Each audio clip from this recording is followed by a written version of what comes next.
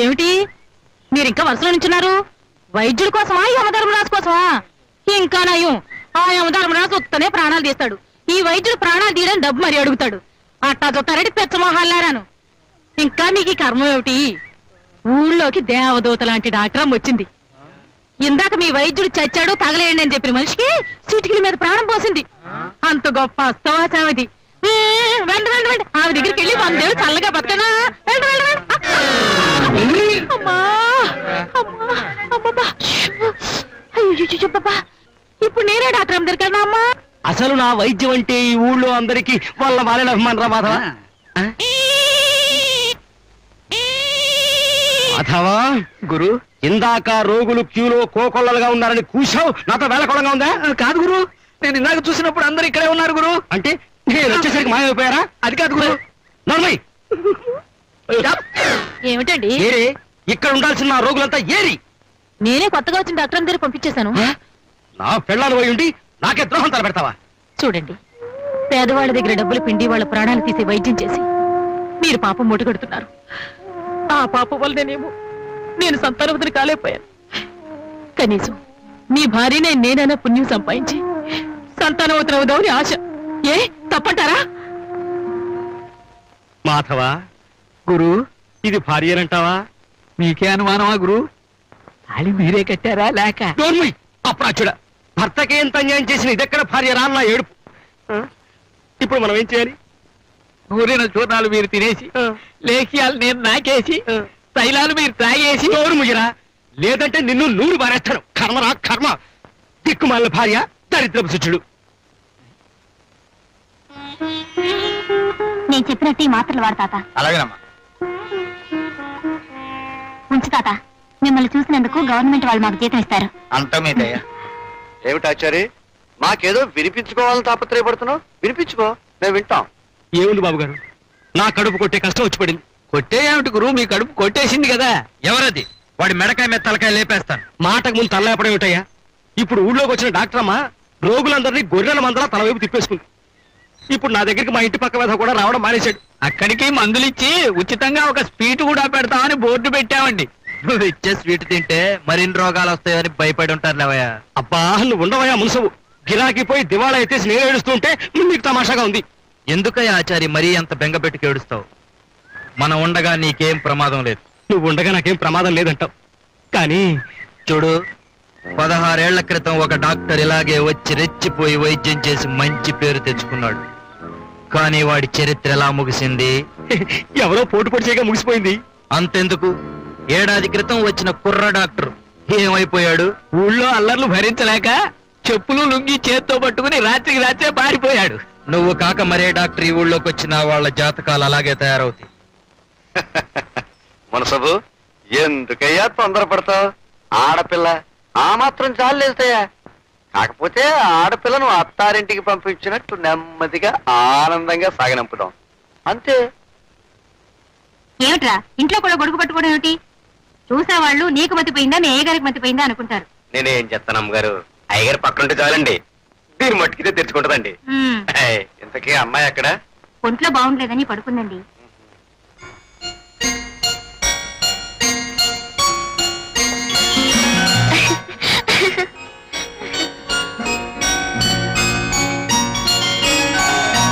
కబడ్డీ కబడ్డీ కబడ్డీ కబడ్డీ కబడ్డీ కబడ్డీ కబడ్డీ కబడ్డీ కబడ్డీ కబడ్డీ కబడ్డీ కబడ్డీ కబడ్డీ కబడ్డీ కబడ్డీ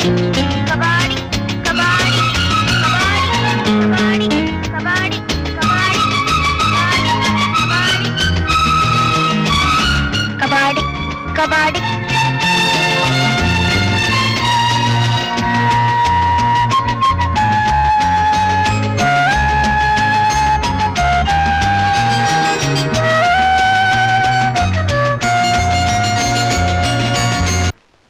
తెల్లవారిందిలే.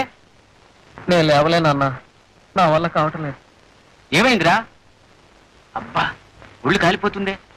ఉండు, డాక్టర్ దగ్గరికి వెళ్ళి మందు తీసుకొస్తాను.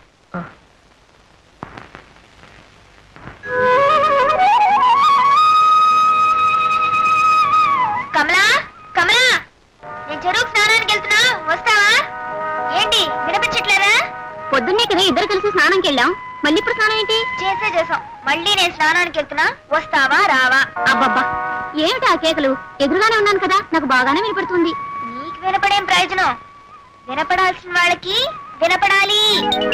ఇంతకీ నువ్వు వస్తావా రావా? అబ్బే నేను రాలేనమ్మా, నాకు ఇంట్లో చాలా పని ఉంది. ఏయ్ సోంబేరు మొహమా, నువ్వు రాకపోతే నాకేం భయమా? నేను ఒక్కదానే వెళ్ళి హాయిగా స్నానం చేస్తాను. ఇదిగో వెళ్తున్నాను. ఏమిట్రా ప్రొద్దున్న నుంచి జ్వరంతో మూలుగుతూ పడి ఉన్నావు? హాస్పిటల్కి వెళ్ళి ముందు తీసుకొచ్చేసరికి ఎక్కడికి బయలుదేరావు? అన్న తల్లి జ్వరానికి తన్నీళ్లలో మునిగితే వెంటనే నయమవుతుందట. సైన్స్ బుక్ లో ఉంది, అందుకే చెరువు దగ్గరికి వస్తాను. సైన్స్ బుక్ లో ఇలాంటి పాట ఉండటం పంతులని నాకే తెలియదే. మామ, నిన్నటికి వాళ్ళకి ఎలా ఉంది నీ ఒంట్లో?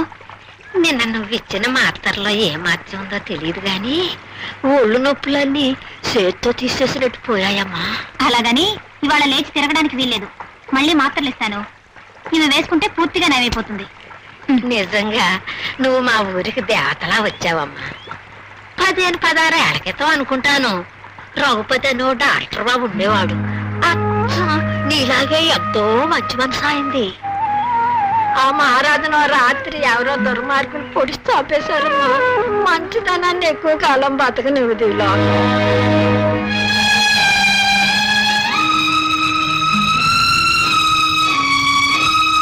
డాక్టర్ గారు, ఏమండో డాక్టర్ గారు, ఏమిటి రాజన్న? ఏంటి ఆలోచిస్తున్నారు?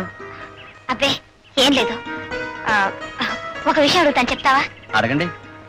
చాలా ఏళ్ల క్రితం ఈ ఊళ్ళో రంగన్న అని అందరికీ సాయం చేసే ఓ మనిషి ఉండేవాడు. అతను ఏమయ్యాడు? ఇది డాక్టర్ గారి దగ్గర నమ్మిన బంట్లో పనిచేసేవాడు. ఆ రంగన గురించేనా? అవును, ఆ రంగన్నే.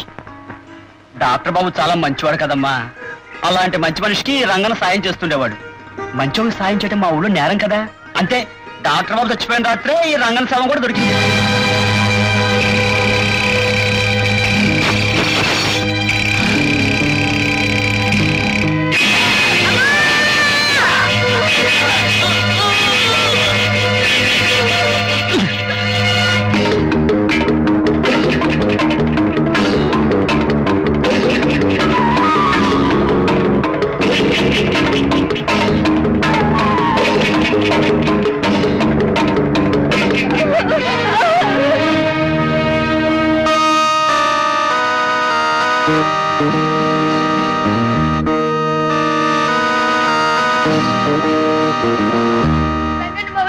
ఎవరు వచ్చి మా నాన్న చంపేశారు. చీకట్లో ఎవరని తెలియలేదు మావయ్య. నువ్వు వెళ్ళకూడదమ్మా, నువ్వు నాతో రామ్మా. బాబు బస్ ఆపండి, ఆపండి బాబు, ఆపండి. ఏంటయ్యా, ఏం జరిగింది? కండక్టర్ బాబు, ఈ పాపను పట్నంలో ఏ అనాథాశ్రమంలోనూ చేర్పించి పుణ్యం కట్టుకోండి. ఆ దేవుడు మిమ్మల్ని చల్లగా చూస్తాడు. అలాగేనయ్యా, ఈ పాపకేం పర్వాలేదు, నువ్వు వెళ్ళు. అలాగే బాబు. రంగన్న మావయ్య, అమ్మా వెళ్ళొస్తాను. అలాగే శాంతమ్మ, జాగ్రత్తగా వెళ్ళమ్మా, జాగ్రత్తగా వెళ్ళరా.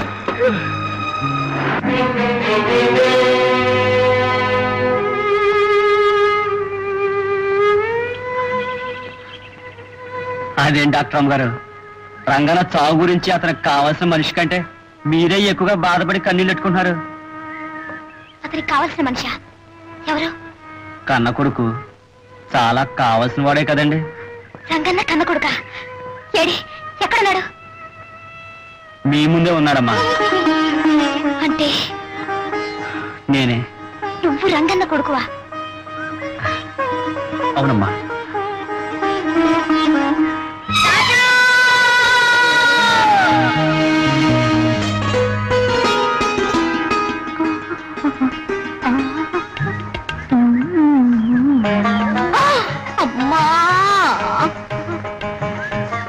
పిల్లడా, ముందు వెనక చూసుకోకుండా మీద పట్ట మీద రాణి నెత్తుకుని సరదాగా రావడంతో నేను చూసుకోలేదు. నువ్వైనా చూసుకొని తప్పుకోవచ్చు కదా. సరే గాని పిల్లడా, దొడ్డల్లోనూ చెరువు గట్ల మీదనూ తోటల్లోనూ ఎక్కడ చూసినా మీ ఇద్దరే కనిపిస్తున్నారు. మీ ఇద్దరికి అంత స్నేహమా? మాది స్నేహం కాదు, ప్రేమ. పోలమ్మో, ఏంటి రాడమ్మా, నువ్వు కూడా ఈ రాజబాబునే ప్రేమిస్తున్నావా? ప్రేమే కాదు, పెళ్లి చేసుకుంటారు. ఏ డాక్టర్ గారు, ఇందాక కళ్ళలో నీళ్లు, ఇప్పుడు పెదాల మీద నవ్వు, తమాషాగా ఉందే. మరేం లేదు, ఏదో గుర్తుకొచ్చింది. సరే కానీ రాజన్న, అప్పుడు చంపబడ్డ డాక్టర్ గారు అమ్మాయి నీకు గుర్తుందా? ఎవరు? రాణియా? రాణి గుర్తుందా అని అడుగుతున్నారా? గుర్తుండటమే కాదండి, ఇప్పటికీ నా గుండెల్లోనే ఉంది. ఈ గుండె ఆగిపోయేంత వరకు నాలోనే ఉంటుందండి. చాలా మంచి అమ్మాయి అండి. ఆ రాణి అంటే నీకు అంత ఇష్టమా? ఇష్టం ఏమిటండి, రాణి నా ప్రాణం. చందమామకు వెన్నెల్లాగా, సముద్రానికి కెరటాల్లాగా రాణి నాలో ఒక భాగం అండి. మీకు ఒక విషయం చెప్పనా? నేను ఇంతవరకు ఎందుకు పెళ్లి చేసుకోలేదు తెలుసా? ఎందుకు? నా మనసులో ఉన్న రాణిని తీసేసి వేరే మనిషిని ఇక్కడ ఉంచలేను కనుక. అంతేకాదు డాక్టర్ అమ్మా, నేను చనిపోయేలోగా ఏదో ఒక రోజున నా రాణి నాకు కనిపిస్తుందనే ఆశ. ఆ ఆశతోనే బతుకుతున్నాను. నీ ఆశ ఫలించి నీ రాణి నీకు హఠాత్తుగా ఇప్పుడు కనిపించిందనుకో, ఏం చేస్తావు? ఏం చేస్తానా? ఒక్కసారిగా కౌగిలించుకుని పైకెట్టేస్తాను. ఆకుండా పాదాల నుంచి తల వరకు ముద్దెట్టేస్తాను. ఆ పైన నోటికొచ్చినట్టు కోతలు కొయ్యకు. నువ్వు ఆ పని చెయ్యలేవు. డాక్టర్ అమ్మో, ఈ రాజన్న మాటని మనసుని అంత తక్కువగా అంచనా వేయకండి. రాణి కనపడలే గాని ఖచ్చితంగా నేను అన్నట్టుగా చేసి చూపిస్తాను.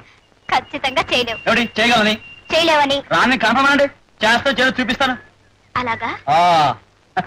సరే, ఇటు చూడు.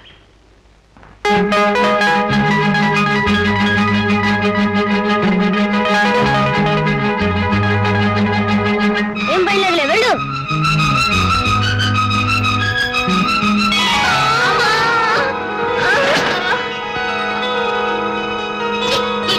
దేవుడా, ప్రేమలో పడి ఎదురొచ్చిన వాళ్ళందరికీ పడేస్తుంటారు. అని రాణి, అయ్యో చేతికి దెబ్బతో రక్తం వస్తుందే. దెబ్బ మానిపోయినా మచ్చ ఉంటుంది. ఆ మచ్చను చేయడప్పుడల్లా నీకు నేను గుర్తొస్తూ ఉంటాను. అంతేకాదు రాజు, నేను ఎంత పెద్దదానైనా ఈ మచ్చ చూడగానే నీకు నేను గుర్తు రావాలి.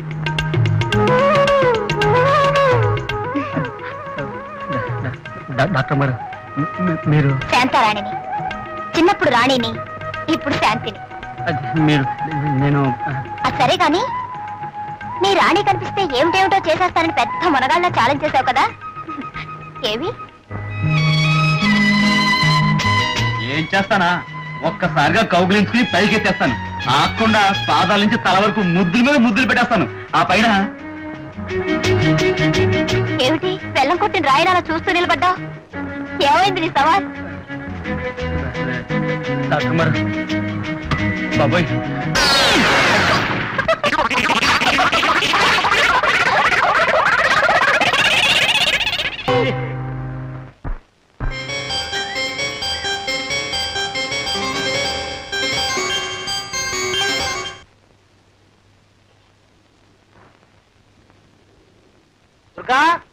పప్పుచారు పట్టాలే. ఏం పాపం చేశావు? భోజనం కూడా ఆ చేత్తోనే. ఏమి ఎన్నిసార్లు చెప్పానే పప్పుచారు తెమ్మని? అసలు నా మాట పట్టుకోవే. ఇంట్లో పిల్లలు ఉంటే ఇదిగో నాన్న తెచ్చి పెడతారు. నేనేం చిన్నపిల్లలు కాదు పరిగెత్తుకొచ్చి పెట్టాను. నేను అట్టగే పెడతాను అంతే. ఒరే మాధవా, గురు ఇదిరా వరస. కూర తెమ్మంటే పిల్లలు లేరు, పప్పుచారు తెమ్మంటే పిల్లలు లేరు, ఊరగాయ తెమ్మంటే పిల్లలు లేరు అంటుంది. నేనేం చేయని చెప్పు? అప్పటికి రాత్రింబగళ్ళు నా శక్తి మేరకు వేస్తూనే ఉన్నాను రా గురు, మందులురా. కానీ లాభం లేకపోయింది. ఆ మాట అంటే అది సిగ్గులేదు. నాకెక్కడికి రెండో చెయ్యి ఉంటేనా? ఉంటే నీ పక్కన కూర్చొని ఫోన్ చేయడం నాది బుద్ధి తక్కువ. ఆ కంతం తీసుకుని అవతలకి తగాడు. అప్పుడు అది చెప్పు వెధవా. ఈ మందు 3 పూటలు వేసుకుంటే జ్వరం తగ్గిపోతుంది. అలాగేనమ్మా. డాక్టర్ అమ్మ గారు. ఏమిటి బాబు? రాజన్కి జ్వరం వచ్చింది, కదలేకపోతున్నాడు. అలాగా? పద.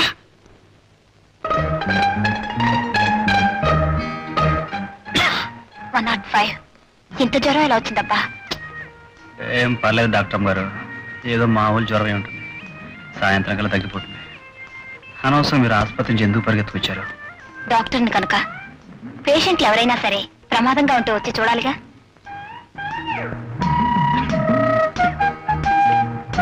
ఒక ఇంజెక్షన్ ఇచ్చేస్తే. అయ్య బాబోయ్, సూది మందా? నాకొద్దు బాబు. వద్దంటే ఈ జ్వరం కాస్త టైఫాయిడ్లోకి దింపుతుంది. అప్పుడు 2 వారాలు మంచం దిక్కుండా ఉండాలి. 2 వారాలు కాదు కదా, 2 ఏళ్ళైనా సరే మంచం మీద పడి ఉంటానేమో కానీ ఈ సూది మందు మాత్రం వద్దు బాబు, నాకు భలే భయం. ఈ పల్లెటూరికి మొదగాడివి కదా, సూదికి భయపడతావేంటి చిన్నపిల్లలాగా? కర్రెత్తుకొచ్చినా కత్తి పట్టుకొచ్చినా నాకేం భయం లేదు, కానీ ఈ సూది మందు అంటే మాత్రం నాకు చచ్చేంత భయం. డాక్టర్మా ఈ సూది మందు వద్దు కానీ ఏదైనా మాత్రం అంటేవా? ఏం లాభం లేదు. ఈ జ్వరానికి ఇంజెక్షన్ ఇవ్వక తప్పదు. డాక్టర్ ఏం లాభం లేదు. ఏమిటి అరుపులు? ఇంకా సూది గుర్తుందే? ఇంకా గుర్తులేదా?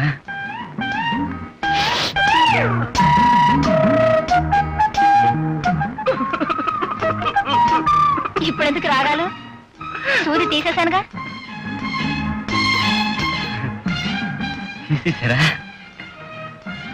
చూడు, నేను చెప్పేది జాగ్రత్తగా విను.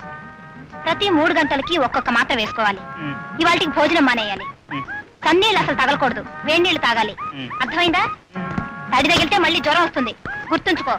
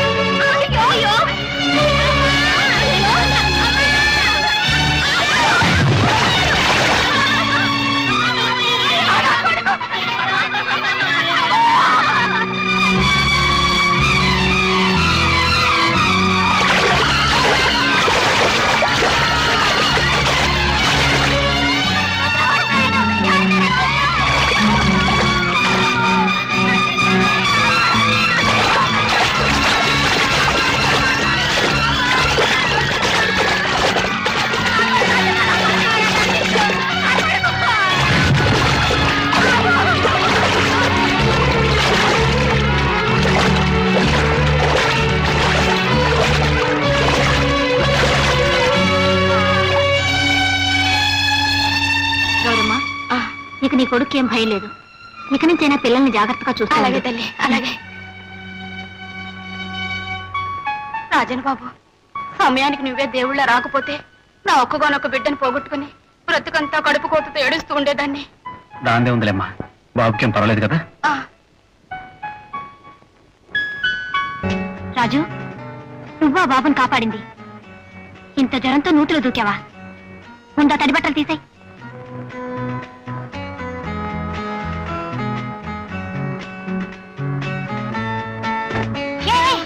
పట్టలేదు, మళ్ళీ ఆ తడిసిందే కట్టుకుంటావా? ఇదిగో, ఇది కట్టుకో.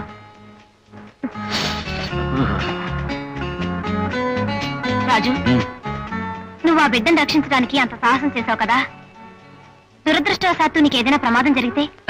చూడు డాక్టరమ్మా, నేను ఒక అనాథను. నేను బతికితే ఆనందించేవాళ్ళు, చస్తే ఏడ్చేవాళ్ళు ఎవ్వరు లేరు. కానీ ఆ పసివాడు బతకడం వల్ల ఆ తల్లి ఎంత ఆనందించింది. నిజమా కదా? మానవ సేవే మాధవ సేవ అనే పరమార్థంతో డాక్టర్ చదువులు చదువుతున్నారు ఎంతో మంది. కానీ డాక్టర్ అయిన తర్వాత ఆ పరమార్థం మర్చిపోయి వృత్తినే వ్యాపారంగా మార్చేస్తున్నారు చాలా మంది డాక్టర్లు. కానీ ఏ చదువును లేకుండా ఈ మనుషులకు సేవ చేయాలనే నీ తపన చూస్తుంటే నువ్వెంతో గొప్పవాడు అనిపిస్తుంది. ఊరుకో డాక్టరమ్మా, నువ్వు మరి పెద్ద మాట చెప్పేస్తున్నావు. నాకేం అర్థం కావట్లేదు. సరే గాని పూర్తిగా తడిచిపోయావు. జ్వరం తిరిగి రాకుండా ఈ మాత్రలు వేసుకో. ఒక సూది మందు కాకుండా ఎన్ని సీసాల మాత్రలు ఇచ్చా మింగేస్తాను డాక్టరమ్మా. సరే రాజు, చిన్నప్పుడు నన్ను ఎంతో అభిమానంగాను ప్రేమగాను రాణి రాణి అని పిలిచేవాడివి. ఇప్పుడు ఆ పిలుపు మానేసి డాక్టర్ అమ్మ అంటావే? అది సరే, నీకు రాణి అన్న పిలుపు కంటే డాక్టర్ అమ్మ అన్న పిలుపే నిజంగా బాగుంటే అలాగే పిలు. చిన్నప్పుడు చందమామ రావే, జాబిలి రావే అని పిలుస్తాం. అది వస్తుందని, మన చేతికి అందుతుందని అనుకుంటాం. ఇప్పుడు అది అర్థం లేని ఆశని మనకు తెలుసు కదా డాక్టరమ్మా. చాలా మాటలు నేర్చావే రాజు. నిజంగా మనసుండి ఇష్టం ఉంటే చందమామనే కాదు, ఇంద్రధనుసు కూడా అందుకోవచ్చు. కాదంటావా? నిజమే అనుకో డాక్టరమ్మా. అదిగో, మళ్ళీ డాక్టర్ అమ్మ అంటున్నావు. నువ్వు అలా పిలిచే మాట అయితే ఇక్కడికి రావద్దు, నన్ను చూడొద్దు. అమ్మా, అంత మాట అనుకో. 1,00,000 సూది మంది ఇచ్చా భరిస్తారేమో కానీ ఇక్కడ రావద్దు, నన్ను చూడొద్దంటే మాత్రం నా వల్ల కాదు డాక్టరమ్మా. అదిగో, మళ్ళీ డాక్టర్ అమ్మ అంటున్నావు. నా వల్ల కాదు రాణి. ఎలా? నా వల్ల కాదు రాణి. వినిపించలేదు, మళ్ళీ అను. నా వల్ల కాదు.